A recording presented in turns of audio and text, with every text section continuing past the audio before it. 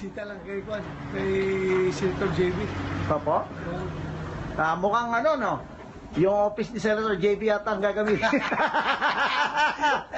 Mukhang ganda yun at good vibes kasi kasama yung kabarkada. Parang in-offer niya, no? Sir, ito na gamitin mong room sa itin. Siya na Pati nag-offer. gamit, hindi daw niya tanggalin.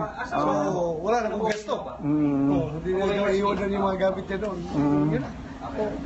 Wala, diretso, occupy ng diretso.